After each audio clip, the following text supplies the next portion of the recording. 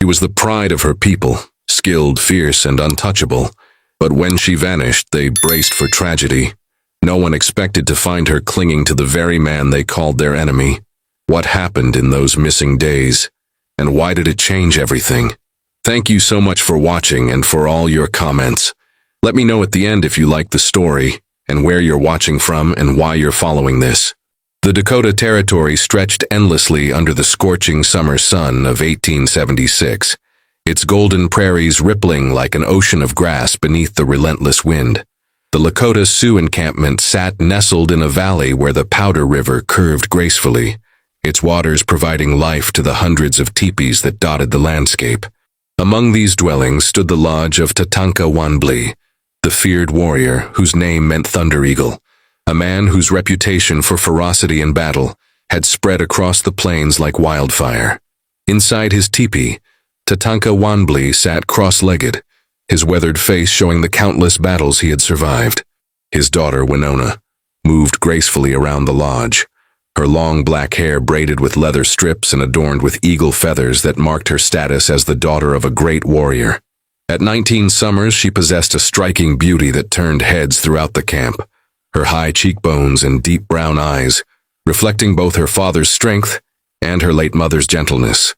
Winona had learned to ride before she could properly walk, and her father had trained her in skills usually reserved for warriors. She could track a deer through dense forest, read the signs of approaching weather in the clouds, and handle a bow with precision that rivaled many of the young men in their tribe. Yet beneath her capable exterior lay a curious and compassionate heart that often questioned the endless cycle of violence between her people and the white settlers pushing ever westward. The morning had begun like any other, with Winona helping prepare food and tending to the horses, but the atmosphere in the camp carried an unusual tension. Scouts had returned at dawn with troubling news of a white man found wandering the plains, delirious and near death from exposure and dehydration. The council had debated what to do with him, and Tatanka Wanbli had ordered the stranger brought to the camp as a captive, believing he might possess valuable information about the movements of the bluecoat soldiers. Winona first saw the captive when the warriors dragged him into the center of the encampment. He was tall, perhaps 25 winters old, with sun-bleached brown hair that hung past his shoulders and a beard that obscured much of his face. His clothes were torn and filthy, the remnants of what had once been a frontiersman's practical attire. Despite his weakened state, there was something in the way he carried himself, a quiet dignity that intrigued her. The warriors had bound him to a post near the council lodge, and many in the tribe came to stare at the white captive, some spitting at his feet or hurling insults. Winona watched from a distance, noting how he bore the abuse without cowering, his blue-green eyes scanning the crowd with what seemed like understanding rather than fear. She wondered what circumstances had brought him to this fate, wandering alone in Lakota territory. That evening, as the sun painted the sky in shades of orange and crimson, Tatanka Wanbli summoned Winona to his lodge. She entered to find her father smoking his pipe, the aromatic tobacco filling the air with its distinctive scent. His expression was grave, the lines around his eyes deepening as he considered his words carefully. "My daughter," he began, his voice carrying the weight of authority. "The council has decided the white man will remain our captive until we determine his purpose in our lands. You will be responsible for ensuring he receives enough water and food to keep him alive.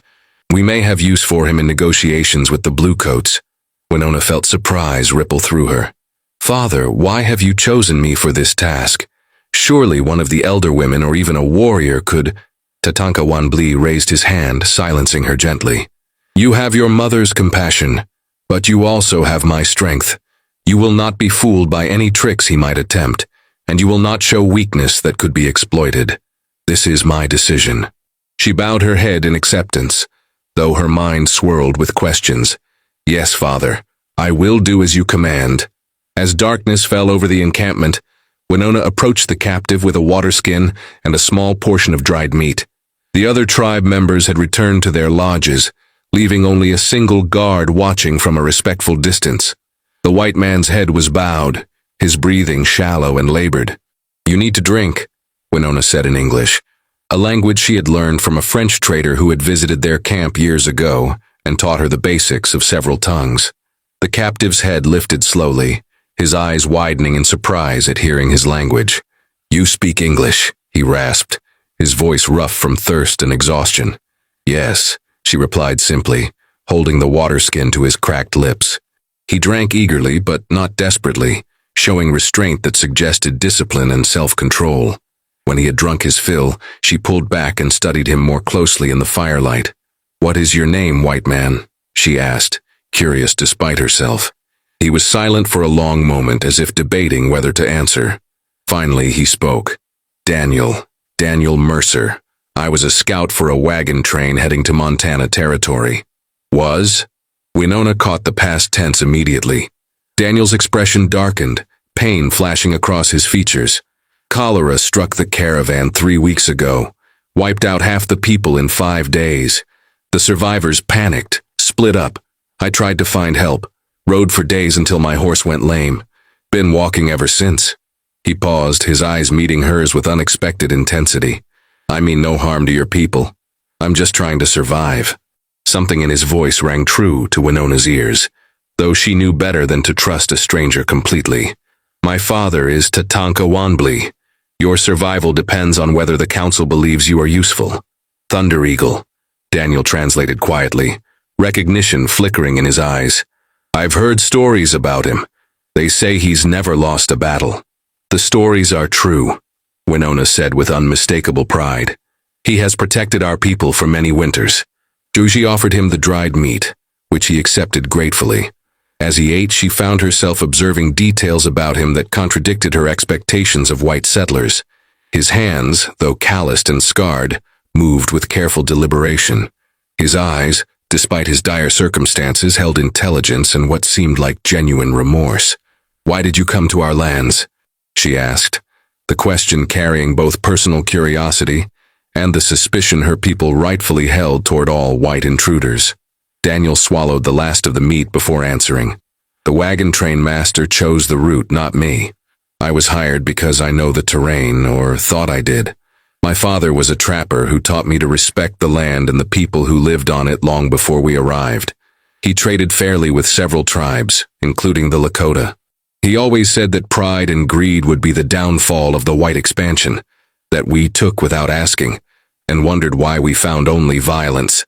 His words surprised Winona. She had expected justifications or pleas for mercy, not this honest assessment that echoed her own observations. "Your father was wise. Few white men understand this truth. He died 5 years ago. Fever took him during a harsh winter in Wyoming. I've been trying to live by his teachings, but the world doesn't make it easy."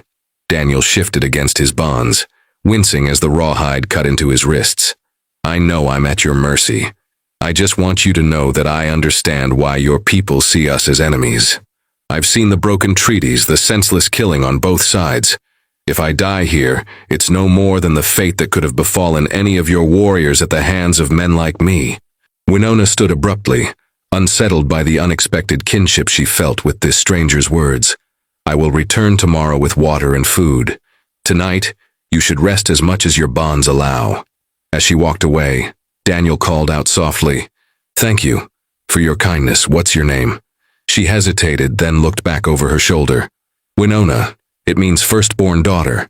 "Winona," he repeated, and somehow the way he said her name with respect and something almost like wonder made her heart beat faster in a way she didn't quite understand. That night, Winona lay in her sleeping robes, unable to find rest. The sound of the river flowing nearby usually soothed her, but tonight her mind kept returning to the captive and his words. She had been taught to view all white men as invaders, destroyers of the sacred balance her people maintained with the land. Yet Daniel seemed different, carrying within him an understanding that bridged the chasm between their worlds. She thought of her mother, who had died when Winona was 12, killed during a raid by white soldiers who had attacked their winter camp without provocation. The memory still burned with fierce intensity, fueling the anger she carried toward those who sought to destroy her people's way of life. But her mother had also taught her that hatred poisoned the spirit, that true strength came from wisdom and compassion, not blind vengeance. The following morning brought thick clouds that promised rain, unusual for the season, but welcome after weeks of drought. Winona rose early and prepared food for Daniel, aware of the curious glances from other women in the camp. Her friend Ayasha, whose name meant little one, approached as Winona filled a fresh water skin. "Why do you care for the white captive with such attention?" Ayasha asked, her tone more curious than accusatory. "Many say he should be left to suffer for the crimes of his people." Winona met her friend's eyes steadily, considering her answer carefully. "My father commanded me to keep him alive. I follow his orders, nothing more." Ayasha smiled knowingly. "Your words say one thing, but your eyes say another, my friend. Be careful. The council grows restless, and many warriors want to make an example of him." The warning settled heavily in Winona's chest as she made her way to where Daniel remained bound. The guard had changed, and now Chatan, a young warrior known for his hatred of white men, stood watch. His brother had been killed by cavalry soldiers the previous summer, and the loss had hardened his heart into something cold and unforgiving. "You waste good food on the white dog," Chatan spat as Winona approached. "He should be given nothing but suffering." "I follow my father's orders," Winona replied firmly, her status as Tatanka Wanbli's daughter, lending her words authority that even Chatan couldn't easily dismiss. "Would you question Thunder Eagle's wisdom?" Chatan's jaw clenched, but he stepped aside, allowing her to approach the captive. Daniel looked worse than the previous evening, his face pale and drawn, his lips cracked and bleeding from the dry wind. Yet when he saw her, something like relief flickered across his features. "Good morning," he said quietly, his voice hoarse but carrying unexpected warmth. Winona knelt beside him and lifted the water skin to his lips, noting how his hands trembled slightly from the stress his body had endured. As he drank, she studied the bruises forming on his arms where the bonds had chafed throughout the night. Despite everything, he hadn't complained or begged for better treatment. "How did you sleep?" she asked, surprising herself with the genuine concern in her voice. Daniel managed a weak smile. "I've had better nights, but I'm alive, and that's more than I expected when your warriors found me." He paused, his blue-green eyes searching her face. "You didn't have to come back, thank you." Something in his gratitude touched Winona deeply, though she tried to maintain her composure. "Eat," she said, offering him strips of pemmican. "You need strength." As he ate, dark clouds continued gathering overhead and the wind picked up, carrying the scent of approaching rain. Winona glanced toward the council lodge where her father and the other elders were meeting, likely discussing Daniel's fate. She knew the deliberations could go on for days, and during that time, this man's life hung in precarious balance. "Tell me about your father," Daniel said suddenly, drawing her attention back to him. "What kind of man is Thunder Eagle when he's not leading warriors into battle?" The question caught Winona off guard. Most white captives spent their time pleading for release or plotting escape, not asking about their captor's personal life. "Why do you want to know?" "Because understanding someone helps bridge the gap between enemies," Daniel replied thoughtfully. "My father taught me that every man, no matter which side of a conflict he stands on, has reasons for his choices. Your father must be remarkable to have earned such respect from his people." Winona found herself relaxing slightly, drawn in by his genuine interest. "He is strong but fair. After my mother died, he raised me alone, teaching me skills most fathers reserve only for sons. He wanted me to be able to protect myself in a world that grows more dangerous each season." She paused, memories flooding back. "He tells stories of the old days, when the buffalo herd stretched beyond sight, when our people moved freely across these lands, without fear of broken treaties or soldiers who kill women and children." Pain shadowed Daniel's expression. "I've seen those massacres. I've seen what some of my people do in the name of progress and manifest destiny. It sickens me. My father refused to participate in such actions, and he taught me that the land doesn't belong to anyone, that we're all just temporary visitors who should treat it and each other with respect." "Your father sounds like a man of wisdom," Winona said softly. "He would have been welcome at our fires." "I think he and Thunder Eagle would have understood each other," Daniel agreed, then added quietly, "just as I hope you and I might come to understand each other, despite everything that separates us." Before Winona could respond, the first drops of rain began to fall, quickly intensifying into a steady downpour. Within moments, both were soaked, and Winona realized that Daniel, already weakened and exposed to the elements, could fall seriously ill if left in the storm. She looked toward Chatan, who watched with obvious satisfaction at the white man's discomfort. Making a decision that she knew would cause controversy, Winona stood and approached the warrior. "I'm moving the captive to the shelter near the storage lodges. My father wants him kept alive, and he'll die of exposure if left here." Chatan's eyes narrowed. "Your father said nothing about shelter. He remains where he is. Then you can explain to Thunder Eagle why his captive died of pneumonia." Before the council finished their deliberations, Winona shot back, her voice carrying the steel she'd inherited from her father. "I'll make sure he knows you prevented me from following his orders to keep the prisoner alive." The standoff lasted several tense heartbeats before Chatan grudgingly stepped aside. "Fine, but I'll be watching him. If he tries to escape, I'll put an arrow through his heart before he takes 3 steps. Winona quickly untied Daniel's bonds, catching him as he nearly collapsed, his legs unable to support him properly after being bound for so long. She looped his arm over her shoulders, surprised by his solid weight and the controlled strength she could feel even in his weakened state. Together, they stumbled through the rain toward a small structure used for storing dried goods, empty now in the summer months. Inside, the shelter was dry and considerably warmer than the open air. Winona helped Daniel sit against the wall, noting how he moved carefully as if every muscle ached. Rain drummed against the hide covering overhead, creating a rhythm that somehow made the small space feel even more intimate. "You didn't have to do that," Daniel said, his voice rough with emotion. "You're putting yourself at risk for me." "I follow my father's commands," Winona insisted, though they both knew she'd interpreted those commands liberally. "You're no use to anyone dead." Daniel studied her face in the dim light filtering through gaps in the shelter. "I think there's more to it than that. I think you see something in me that others don't. Just as I see something in you that goes beyond duty to your father." Winona's heart raced at his words, at the intensity in his eyes that spoke of a connection forming between them that defied logic and circumstance. "You speak dangerously, white man. We are enemies." "Are we?" Daniel asked softly. "Because when I look at you, I don't see an enemy. I see someone who understands that the world doesn't have to be divided into sides, that maybe there's another way forward if people are brave enough to seek it."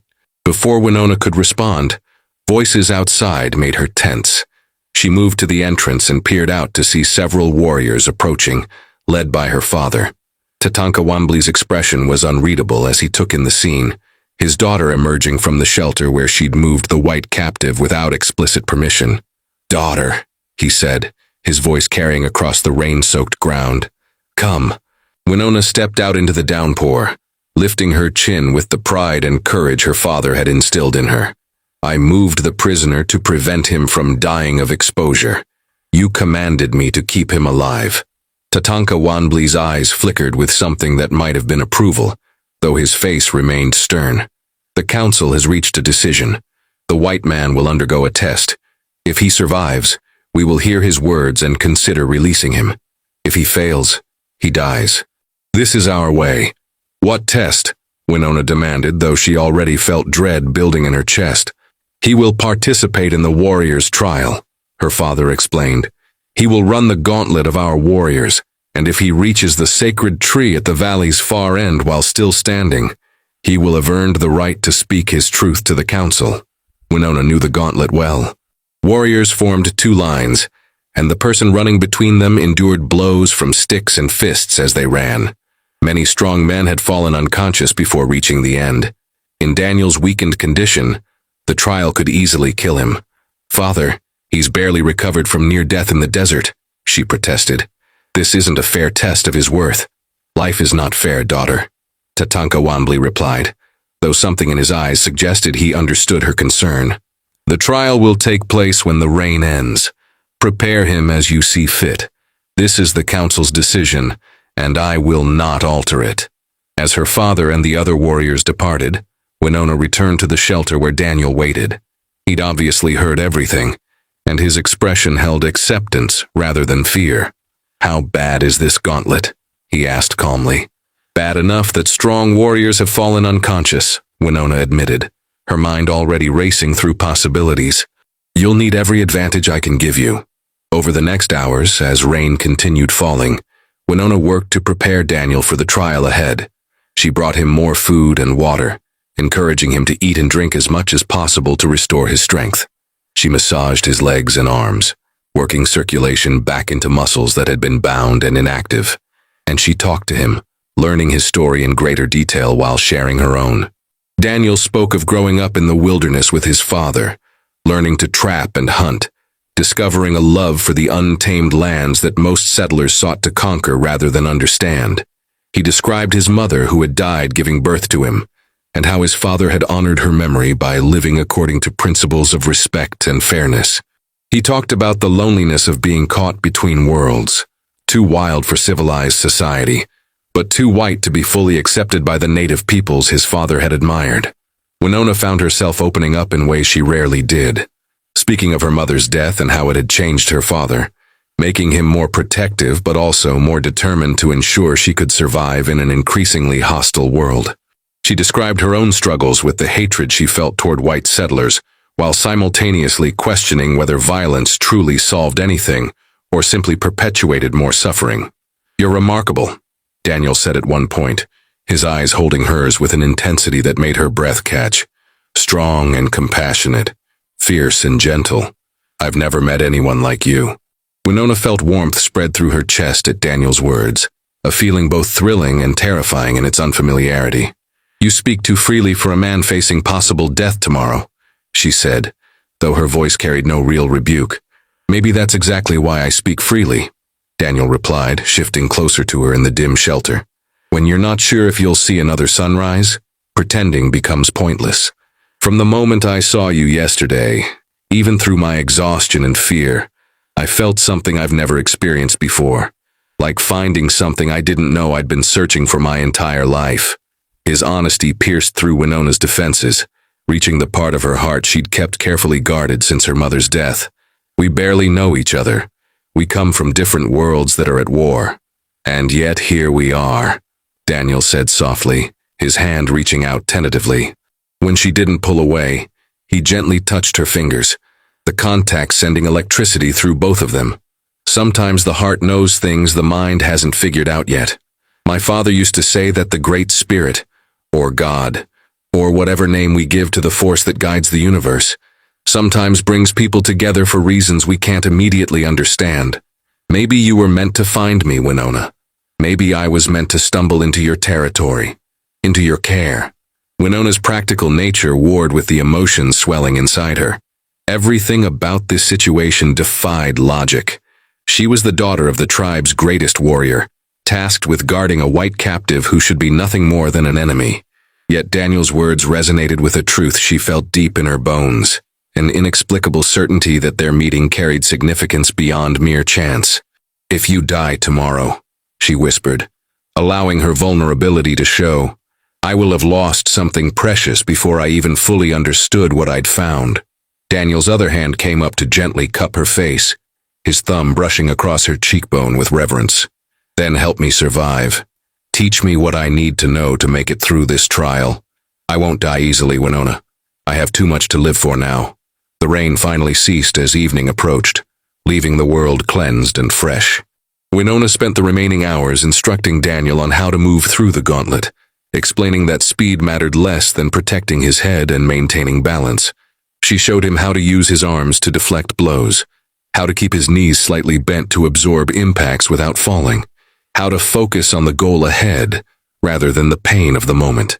The sacred tree stands at the valley's eastern end, near where the river bends, she explained, her hands demonstrating the protective positions he should maintain. It's perhaps 300 paces from where you'll start. The warriors will strike hard, but not with weapons meant to kill. Still, the blows will hurt terribly, and you must stay conscious and keep moving forward no matter what. Daniel practiced the movements she showed him, his body still weak but his determination evident in every gesture. Winona watched him with growing admiration and fear, knowing that tomorrow would determine not just his fate, but potentially both their futures. That night she returned him to the post where Chetan stood guard, the warrior's hostile glare making clear his disapproval of the time she'd spent with the captive. As she secured Daniel's bonds loosely enough to allow circulation, she leaned close and whispered, "Be strong tomorrow. Survive this, and I promise we'll find a way forward together." "I'll survive," Daniel promised, his eyes holding hers with fierce conviction. "For you, I'll endure anything." Winona barely slept that night, her mind spinning with possibilities and fears. She thought about what her father might say if he knew her feelings for the white captive, wondered if the council would truly honor their word and release Daniel if he survived the gauntlet, questioned whether love could truly bloom so quickly or if she was fooling herself about the depth of her emotions. Yet every time doubt crept in, she remembered the way Daniel looked at her, the genuine understanding and respect in his voice, the connection that felt more real than anything she'd experienced before. Her mother had once told her that true love announced itself not with gentle whispers, but with the force of summer lightning, impossible to ignore and transformative in its power. Perhaps this was that lightning, striking at the most impossible moment imaginable. Dawn broke clear and bright, the storm having passed completely. The entire tribe gathered in the valley as warriors formed two lines stretching toward the sacred cottonwood tree that marked the trial's endpoint. Winona stood with the women and elders, her heart pounding as Daniel was brought forward, his hands unbound, his shirt removed to expose his lean, muscled torso, already bearing the marks of his ordeal. Tatanka Wanbli stepped forward, his powerful voice carrying across the assembled crowd. "White man, you will run the gauntlet of our warriors. If you reach the sacred tree while still standing, you will have earned the right to speak your truth and seek your freedom. If you fall and cannot rise, you will die here. Do you understand?" Daniel's gaze swept across the hostile faces surrounding him, before finding Winona in the crowd. Their eyes met, and she saw her own determination reflected back at her. "I understand," he said clearly, "and I accept this trial." At Tatanka Wanbli's signal, Daniel began running. The first blows came immediately, warriors striking with sticks and fists as he passed between them. Winona watched with her heart in her throat as he employed the techniques she'd taught him, keeping his arms raised to protect his head, maintaining his balance even as strikes landed against his ribs, back, and shoulders. Blood appeared on his skin as the blows continued, some warriors striking harder than others, but Daniel kept moving forward with single-minded determination. Halfway through the gauntlet, a particularly vicious strike to his kidney nearly brought him down, and Winona gasped, her hands clenching into fists.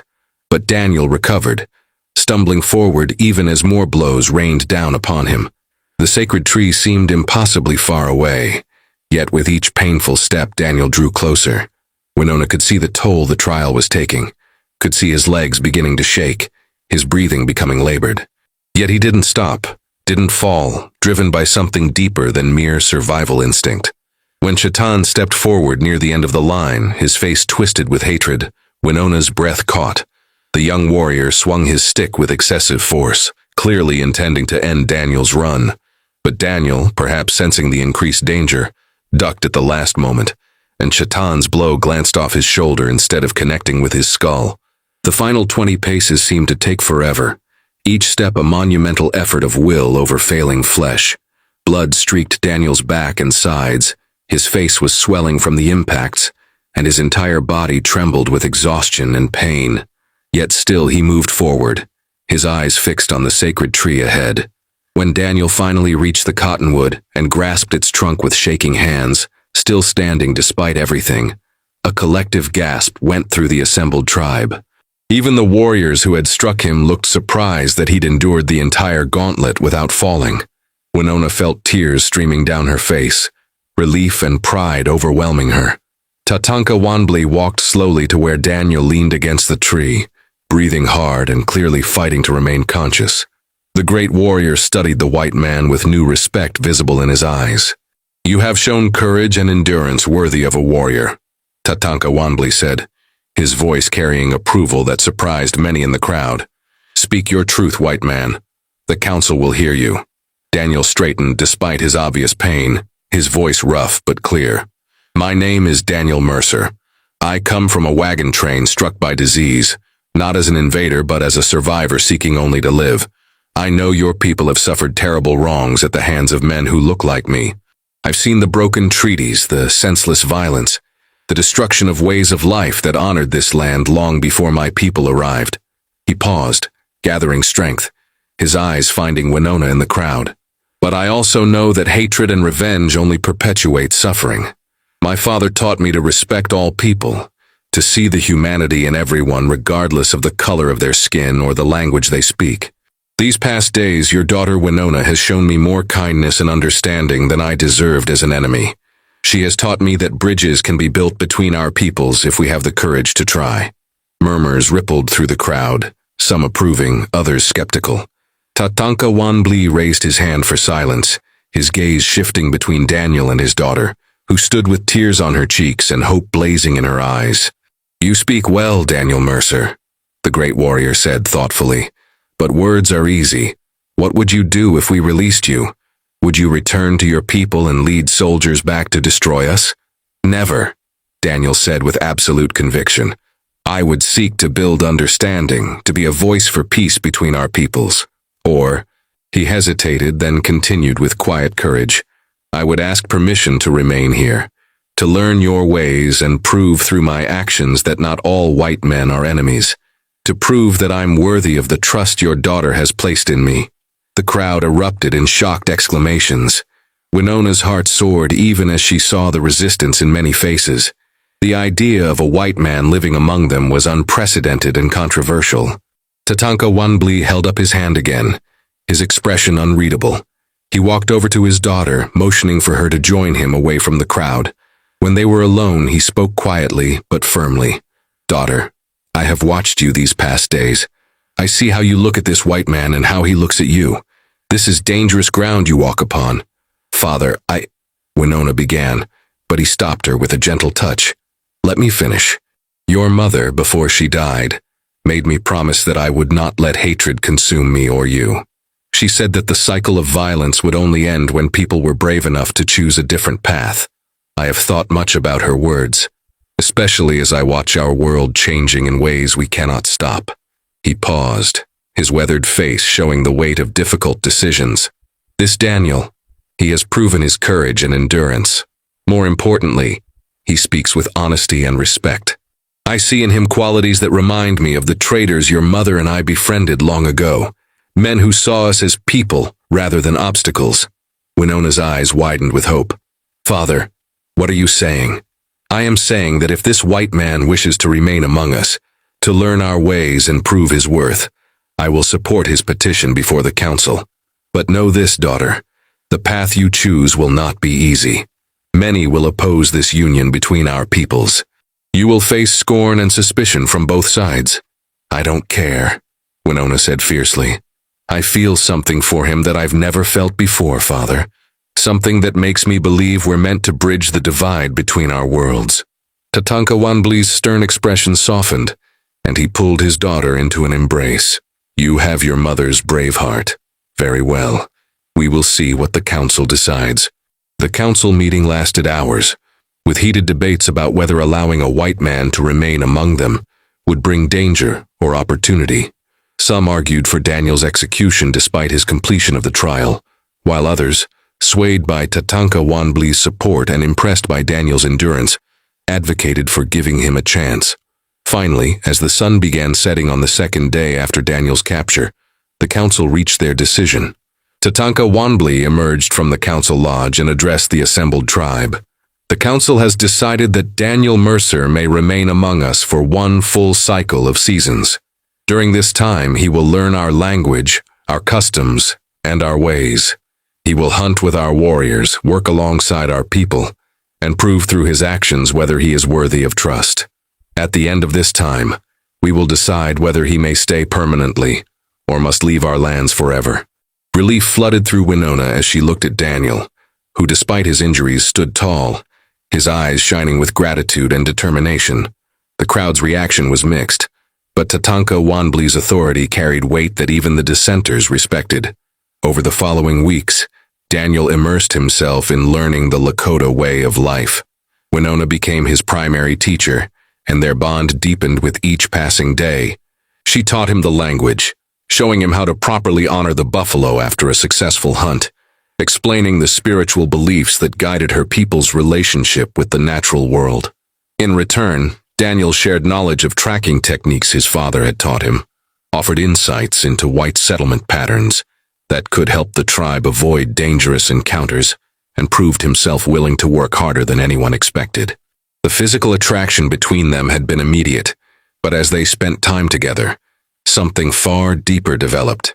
They discovered shared values about the sacredness of the land, the importance of honor and honesty, and the belief that peace was worth fighting for, even when war seemed inevitable. They laughed together while working, shared quiet moments watching sunsets over the prairie, and gradually built a foundation of friendship that made their growing love feel solid and real. Not everyone approved. Chatan and several other young warriors made their hostility clear, and some of the elder women whispered that Winona was betraying her mother's memory by caring for a white man. But Tatanka Wanbli's continued support, combined with Daniel's genuine respect and tireless efforts to contribute to the tribe, slowly began changing minds. 3 months after Daniel's arrival during the harvest moon, Winona and Daniel sat together by the river, watching moonlight dance across the water. Daniel had filled out from regular meals and hard work, his body now carrying the lean strength of a warrior. The bruises and cuts from the gauntlet had healed, leaving only faint scars that he wore with quiet pride. "I never imagined my life would lead here," Daniel said softly, his hand finding Winona's. "Wandering half-dead through the prairie, I thought I'd reached my end. Instead, I found my beginning." Winona leaned against him, feeling completely safe and content for the first time since her mother's death. "My mother used to say that the Great Spirit writes our stories in ways we cannot predict. I think she would have liked you, Daniel. She would have seen what I see, a good man with a brave heart." Daniel turned to face her fully, his blue-green eyes reflecting the moonlight. "Winona, I know I still have much to prove, and I know our future is uncertain, but I need you to know that I love you. Completely, deeply, with everything I am. You saved my life, but more than that, you gave me a reason to truly live." Tears of joy spilled down Winona's cheeks as she cupped his face in her hands. "I love you too, Daniel Mercer. You've shown me that the walls between our peoples are not as insurmountable as I believed, that love can grow even in the most unlikely soil." Their kiss was gentle at first, then deeper, sealing the bond that had been forming since that first rain-soaked afternoon in the shelter. When they finally pulled apart, both were smiling, their foreheads resting together as they breathed in sync. The full cycle of seasons passed, bringing winter's harsh cold, spring's renewal, summer's abundance, and autumn's preparation. Through it all, Daniel proved himself again and again. He became proficient in the Lakota language, participated in successful hunts, and even helped negotiate a peaceful resolution when a group of white trappers wandered too close to tribal lands, using his unique position to facilitate understanding between both sides. When the council finally met to determine Daniel's permanent status, the decision was far less contentious than it would have been a year earlier. Tatanka Wanbli spoke eloquently about Daniel's contributions and character, and even Chatan, while not fully reconciled, admitted grudgingly that the white man had proven his worth. The council granted Daniel permission to remain permanently, and with Tatanka Wanbli's blessing, to marry Winona in a ceremony that honored both Lakota traditions and the values Daniel's father had taught him. Their wedding took place on a brilliant autumn day, with the entire tribe gathered to witness the unprecedented union. Winona wore a dress of white doeskin decorated with intricate beadwork that had taken months to complete, while Daniel dressed in traditional Lakota warrior attire that Tatanka Wanbli had gifted him. As they stood together before the sacred fire, Tatanka Wanbli performed the ceremony, binding their hands with a beautifully woven cord while speaking blessings in Lakota. When the moment came for Daniel to speak his vows, he did so in Lakota, his pronunciation perfect after months of dedicated practice. "Winona, you are the sunrise after the darkest night, the water that saved me from dying of thirst, the home I never knew I was seeking. I promise to honor you, to protect our people, to walk beside you through whatever challenges come. and to love you with all the strength of my spirit for all my days." Winona's vows, spoken with tears of happiness streaming down her face, were equally heartfelt. "Daniel, you came to us as a stranger and became family, came as an enemy and became beloved. You've shown me that courage means building bridges rather than walls, that love is stronger than hatred, and that our futures are not bound by our pasts. I promise to stand with you, to cherish you, and to prove every day that our love can light the way toward understanding between our peoples." When they sealed their vows with a kiss, the crowd erupted in celebration. Even those who had initially opposed the union caught up in the joy and hope the moment represented. Tatanka Wanbli watched with pride shining in his eyes, knowing his wife would have approved of their daughter's brave choice. The feast that followed lasted well into the night, with dancing, singing, and storytelling that wove Daniel into the fabric of the tribe completely. As Winona and Daniel danced together under the stars, surrounded by the people who had become their family, they knew their journey was far from over. Challenges would come. Tensions between white settlers and native peoples would continue to escalate, and they would face